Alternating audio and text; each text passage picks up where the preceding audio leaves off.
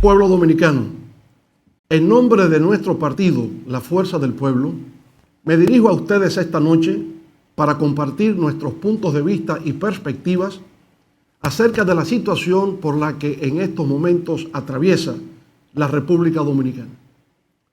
Al asumir su mandato el 16 de agosto del 2020, el actual gobierno, encabezado por el presidente Luis Abinader, se encontró con una situación de crisis de múltiples dimensiones ocasionada por la pandemia del COVID-19. Reconocemos y valoramos que el gobierno ha desplegado encomiables esfuerzos por mitigar los efectos de esa enfermedad contagiosa, así como el de reactivar el crecimiento de nuestra economía nacional.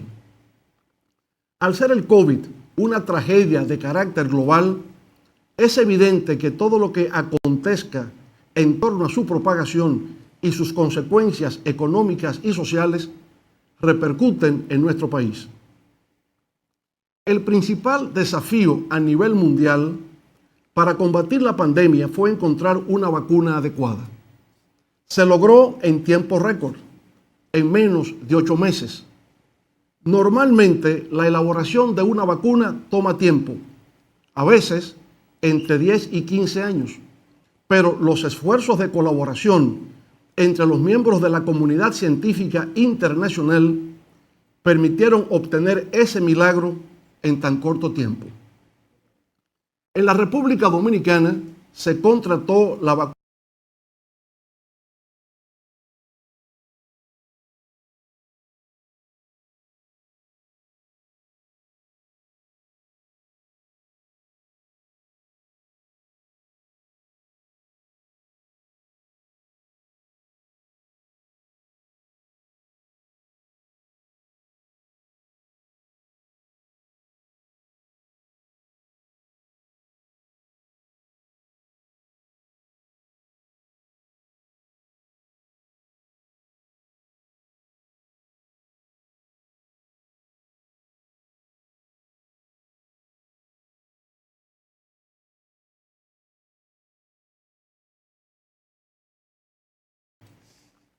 de una meta de vacunar a 7.8 millones de personas para fines de este año.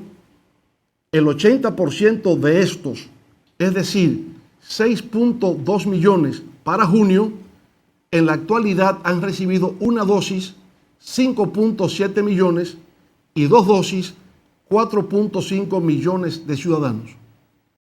Por consiguiente, a agosto de este año, todavía faltaban 1.7 millones de personas por vacunar para completar la meta propuesta para junio del año en curso. Debido a una disminución del cúmulo de ciudadanos que en estos momentos acude a vacunarse, es lógico suponer que desafortunadamente tampoco se alcanzará la meta deseada en el plazo previsto. La decisión adoptada por el gobierno dominicano de aplicar una tercera dosis de la vacuna a los 30 días de completado el ciclo con un tipo de fármaco diferente, sin una clara explicación del porqué, encontró una oposición por parte de la OMS y de la Organización Panamericana de la Salud, OPS, que la condicionaron a la realización de estudios científicos que certificaran su necesidad y viabilidad. En estos días hemos visto que en los Estados Unidos la Agencia Federal de Drogas, FDA, ha autorizado la aplicación de una tercera dosis del fármaco, pero luego de cumplir con 3 condiciones. Primero, que se llevaran a cabo los ensayos clínicos necesarios. Segundo, que hubiesen transcurrido 8 meses, no 30 días, después de la aplicación de la segunda dosis. Y tercero, que se utilizara la misma vacuna que en el ciclo inicial, que en el caso norteamericano han sido las vacunas Pfizer, BioNTech, Moderna y Johnson & Johnson. Aparte de lo relacionado con el coronavirus, hay otras áreas del sector salud que no han sido debidamente atendidas por parte de las actuales autoridades. Es lo que ha ocurrido, por ejemplo, con enfermedades crónicas no transmisibles como el cáncer, la hipertensión arterial, la diabetes y la insuficiencia renal, que han traído como consecuencia aumento de morbilidad y de muertes que pudieron haberse evitado. En el área de atención primaria hay un abandono total. Predomina una inadecuada infraestructura y equipamiento, donde a veces falta hasta el agua, así como desabastecimiento de insumos y medicamentos.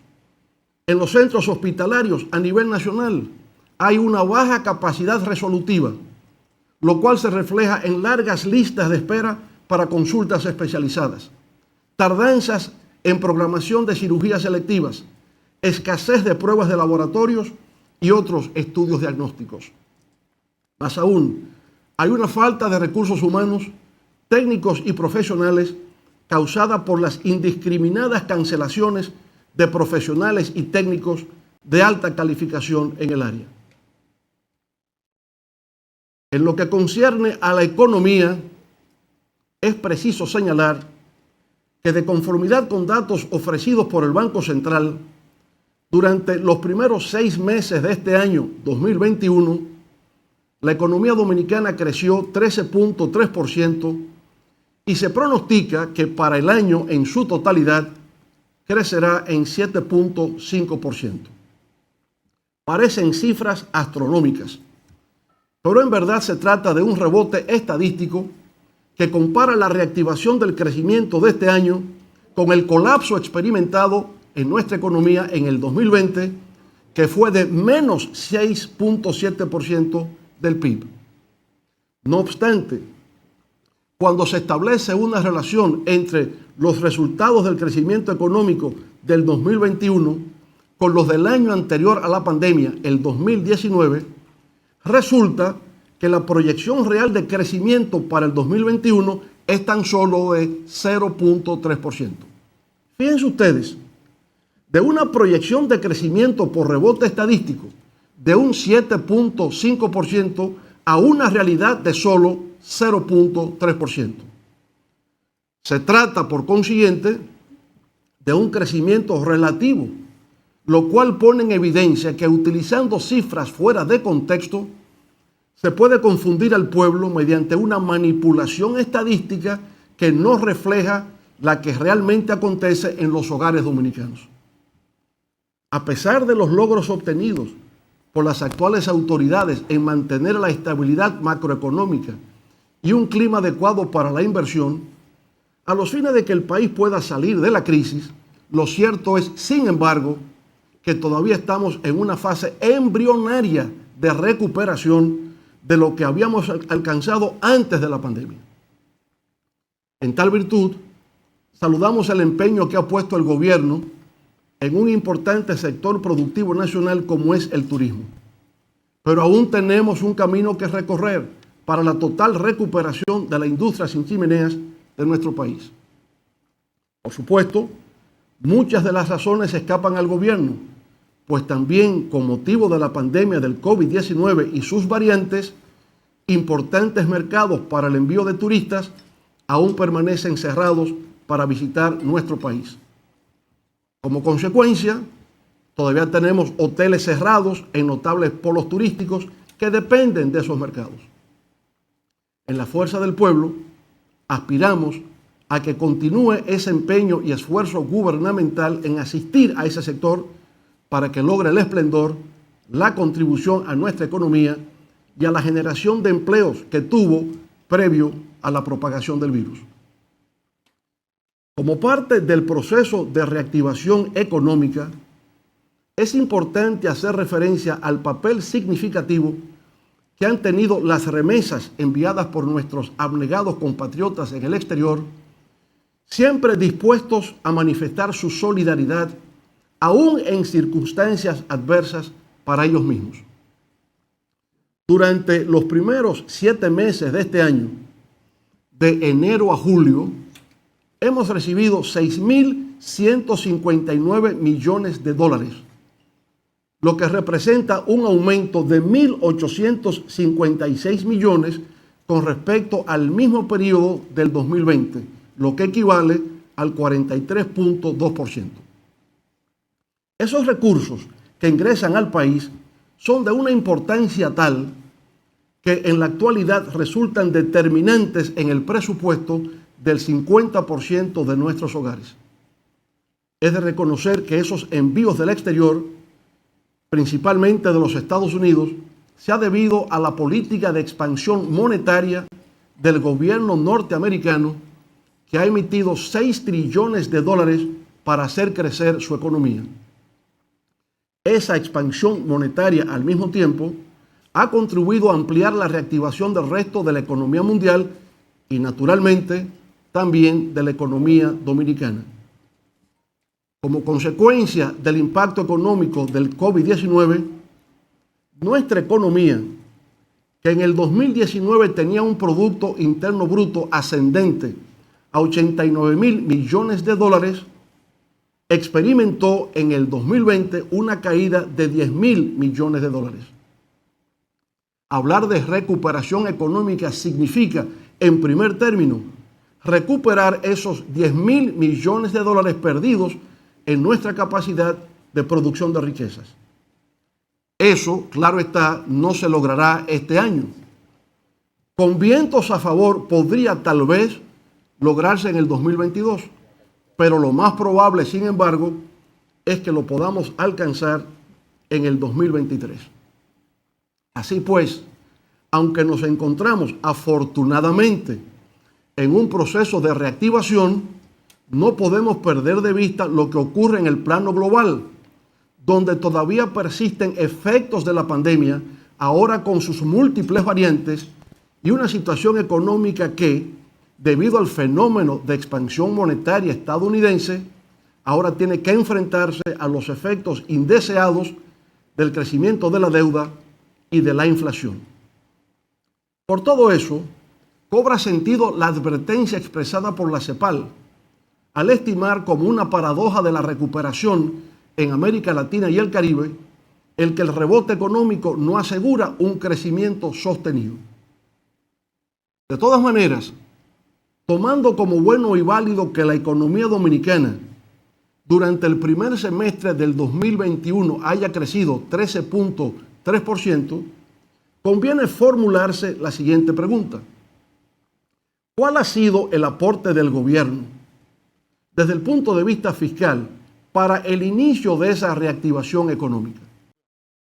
La mejor acción que el gobierno puede realizar para promover el crecimiento económico es a través de la inversión pública.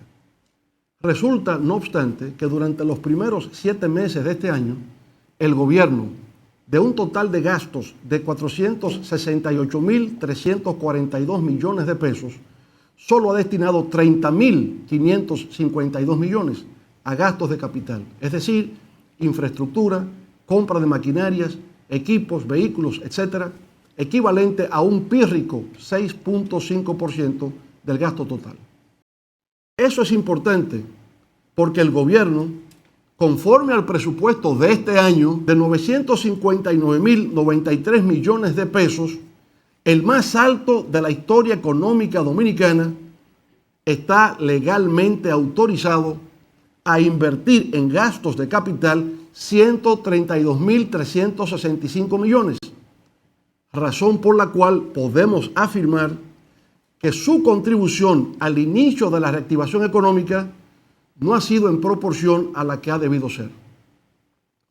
Para enfrentar los estragos económicos generados por el COVID-19, el gobierno dominicano, al igual que otros gobiernos, se vio obligado a incrementar el gasto. Tuvo que hacerlo, sin embargo, en unas circunstancias en que disminuían los ingresos fiscales. A falta de una cooperación de la comunidad internacional, el gobierno tuvo que recurrir al endeudamiento. No había otra salida. No obstante, lo que resulta preocupante es la dimensión en que ha tenido lugar. El nivel total de la deuda de los sectores públicos, financiero y no financiero, se ha disparado de forma significativa, situándose en el más alto de la historia económica nacional. Con un crecimiento de 18.7 puntos porcentuales durante la pandemia es el de mayor registro de América Latina y el segundo más alto en crecimiento del mundo. Y eso, naturalmente, hace levantar las cejas y mirar con preocupación. Esa legítima preocupación se debe a que esos niveles de endeudamiento, como acertadamente nueva vez afirma la CEPAL, reducen el espacio fiscal, ponen en peligro la recuperación y limitan el crecimiento futuro.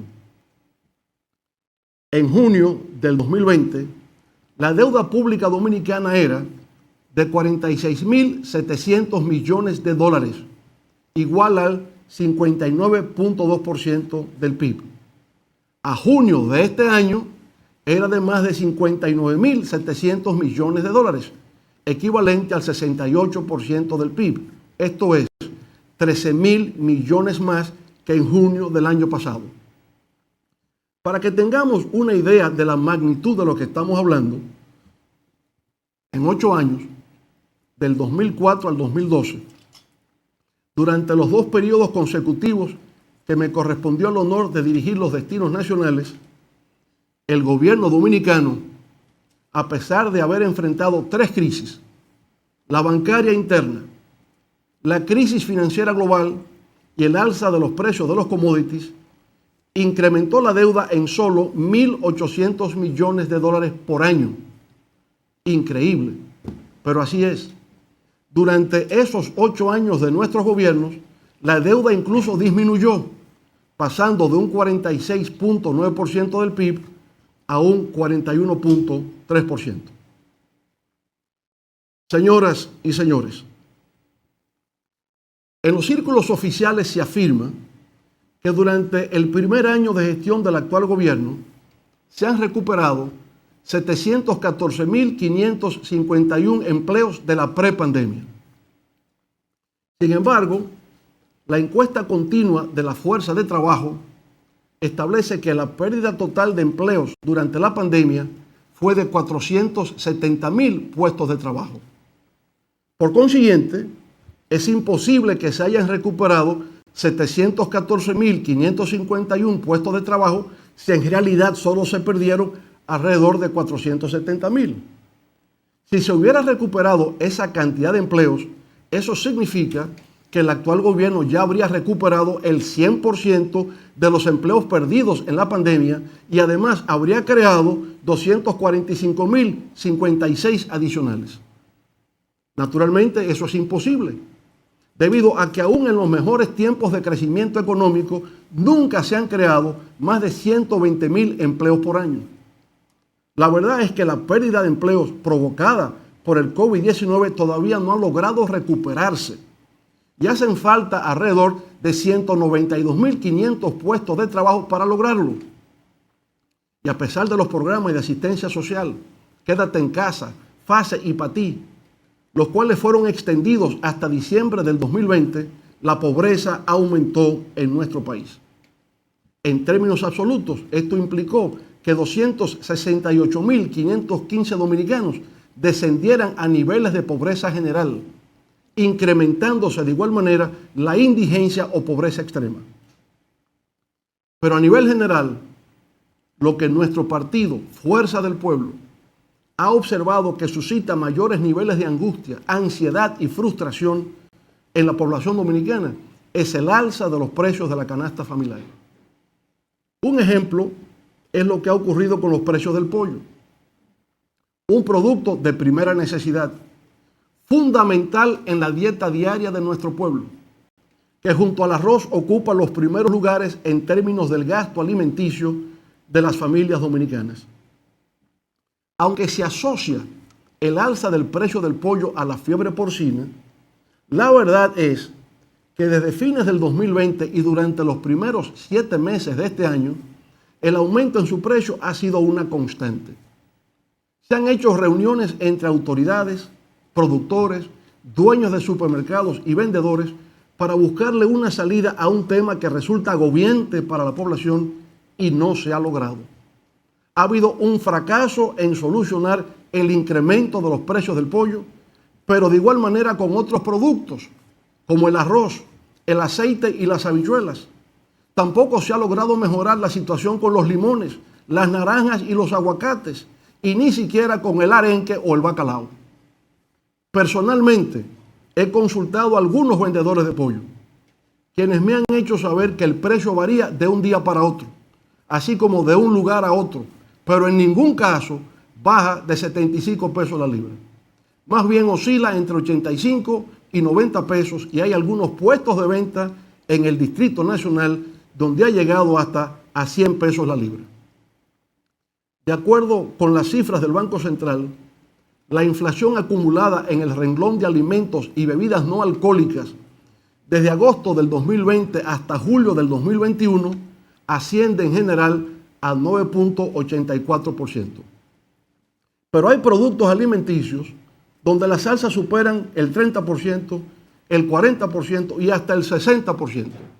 El huevo se incrementó al pasar de 179 pesos a 231 pesos el cartón de 30 unidades. La carne de res, que costaba 111 pesos la libra, ahora se encuentra a 152 pesos. El aceite de soya subió de 380 pesos a 626 pesos el envase de 128 onzas. Y las sopitas se incrementaron de 38 a 57 pesos la cajita de 7 unidades. El gobierno dominicano ha pretendido atribuir las alzas de los alimentos al incremento de los precios internacionales de los insumos y materias primas utilizadas en la producción, como los fertilizantes, los granos básicos y el petróleo. Sin embargo, esos mismos factores internacionales están presionando hacia el alza de los precios de los alimentos a todos los demás países de América Latina, con la diferencia de que la mayor parte de esos países muestran en los últimos 12 meses una inflación alimentaria moderada. El problema radica en que la inflación alimentaria de República Dominicana es una de las más altas de América Latina, solamente superada por Venezuela, Brasil y Argentina.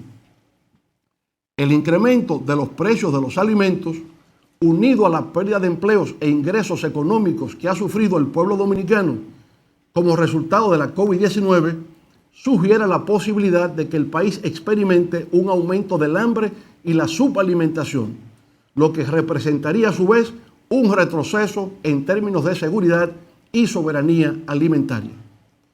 Por supuesto, no podemos permitir que eso ocurra, y la fuerza del pueblo trabajará de manera infatigable para impedir que una situación semejante pueda enseñorearse sobre el territorio de la República Dominicana. Distinguidos amigos, el actual gobierno dominicano ha manifestado un particular interés en lo relativo a la transparencia, a la rendición de cuentas y a la lucha contra la corrupción y la impunidad. Debemos reconocer que el gobierno ha sido enérgico e insistente en tratar de cumplir con sus objetivos de fortalecimiento del Estado de Derecho en nuestro país. No obstante, es preciso indicar que ese objetivo no se ha iniciado con la actual gestión gubernamental. Desde el 1996, durante nuestra primera gestión de gobierno, se puso en ejecución un plan integral orientado hacia la reforma y modernización del Estado dominicano. Se creó la Comisión Nacional de Reforma del Estado, CONARE, la Comisión Presidencial de Reforma de la Justicia y una comisión de 15 juristas para la modificación de los códigos legales. Se aprobaron la Ley Orgánica de Presupuesto para el Sector Público, la Ley de Crédito Público, la Ley de Tesorería Nacional, la Ley de Planificación e Inversión Pública, la Ley de Compras y Contrataciones de Bienes, Servicios y Obras Públicas, la ley que crea el Sistema Integrado de Administración Financiera del Estado, la ley que instituye el Sistema Nacional de Control Interno y de la Contraloría General de la República, la Ley Orgánica de Administración Pública, la Ley sobre Función Pública y la ley que crea la Estrategia Nacional de Desarrollo 2030. Durante nuestra gestión de gobierno, se crearon la Dirección Nacional de Persecución de la Corrupción Administrativa, antecesora del actual PEPCA, el Sistema de Declaración Jurada de Bienes, la Comisión de Ética Pública y Combate a la Corrupción y las comisiones de auditoría social. Con la proclamación de la Constitución del 2010, se dio origen al surgimiento de nuevas instituciones que actualmente juegan un rol estelar en nuestro sistema democrático, como son el Tribunal Constitucional, el Consejo del Poder Judicial, el Consejo Superior del Ministerio Público, el Tribunal Superior Electoral, el Tribunal Superior Administrativo y el Defensor del Pueblo. Como puede apreciarse, toda la base institucional para la existencia del Estado social y democrático de derecho surgió como iniciativa de los gobiernos que tuve el honor de dirigir. Estimamos en toda su justa dimensión el deseo del presidente Luis Abinader de hacer nuevos aportes a la consolidación de la institucionalidad democrática de nuestro país. Y por tal motivo, la Fuerza del Pueblo ve con simpatía y beneplácito la invitación que formula a distintos sectores de la vida nacional para que participen en un proceso de diálogo con relación a 12 propuestas de reformas sugeridas por el Poder Ejecutivo. Consideramos que la construcción del consenso es la vía más idónea para que el país pueda avanzar en la superación de la actual crisis sanitaria, económica y social causada por la pandemia del COVID-19, así como por la supervivencia frente a males ancestrales que todavía aparecen como fantasmas en el horizonte nacional. Sin embargo, con respecto a la idea de reforma de la Constitución de la República para establecer la independencia del Ministerio Público, la Fuerza del Pueblo considera que ya en su artículo 170, nuestra Carta Magna precisa que esa institución goza de autonomía funcional, presupuestaria y administrativa. Y lo mismo señala el artículo 2 de la Ley Orgánica del Ministerio Público. Como los términos autonomía e independencia significan lo mismo, carece de sentido pretender modificar la ley de leyes para introducirle algo que ya existe.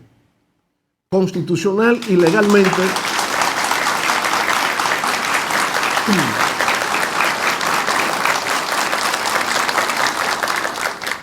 constitucional y legalmente, el Ministerio Público en la República Dominicana es independiente. Frente a todos los grandes desafíos históricos, nuestro pueblo siempre ha salido airoso. Lo referente a la pandemia del COVID-19 y sus secuelas económicas y sociales no serán una excepción.